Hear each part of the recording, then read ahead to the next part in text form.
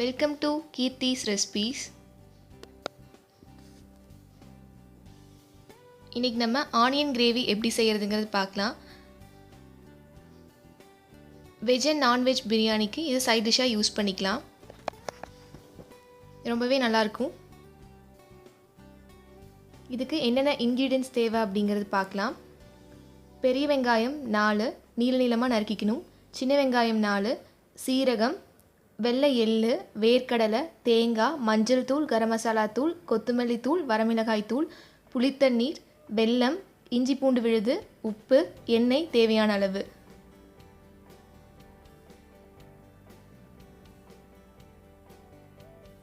இது எல்லாத்தையும் எடுத்து வச்சுக்கோங்க. இப்போ இந்த ரெசிபி எப்படி செய்கிறதுங்கிறத நம்ம பார்க்கலாம்.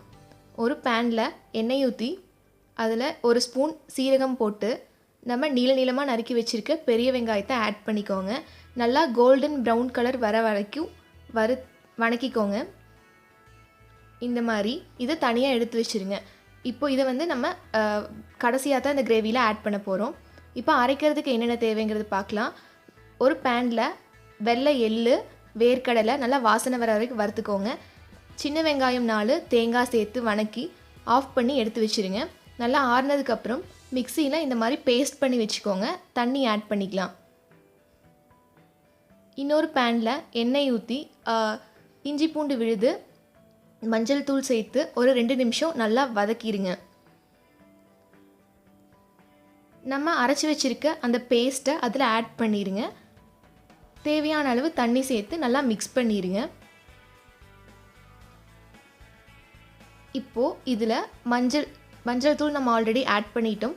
கரம் மசாலா தூள், வரமிளகாய் தூள், கொத்தமல்லி தூள் சேர்த்து நல்லா மிக்ஸ் பண்ணி தேவையான அளவு தண்ணி சேர்த்து வச்சுக்கோங்க.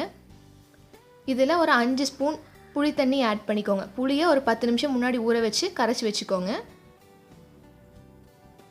2 ஸ்பூன் வெல்லம் ஆட் பண்ணிடுங்க.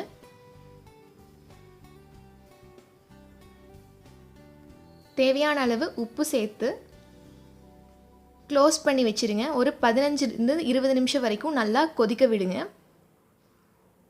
ஃபைனலாக நம்ம கோல்டன் ப்ரௌன் வர அளவுக்கு வறுத்து வச்சுருந்த வெங்காயத்தை அதில் ஆட் பண்ணி ஒரு 5 நிமிஷம் நல்லா கொதிக்க விடுங்க. க்ளோஸ் பண்ணி கொதிக்க விடுங்க. இப்போது நம்ம ஆனியன் கிரேவி ரெடி ஆயிடுச்சு. இது வந்து நம்ம வெஜ் அண்ட் நான்வெஜ் பிரியாணிக்கு சைட் டிஷ்ஷாக யூஸ் பண்ணிக்கலாம். ரொம்பவே நல்லாயிருக்கும். கீர்த்திஸ் ரெசிபீஸ் சேனலை சப்ஸ்கிரைப் பண்ணுங்கள். வீடியோ பார்த்ததுக்கு ரொம்ப நன்றி. பிடிச்சிருந்தால் லைக் பட்டனை ப்ரெஸ் பண்ணுங்கள். சப்ஸ்கிரைப் பண்ணுங்கள்.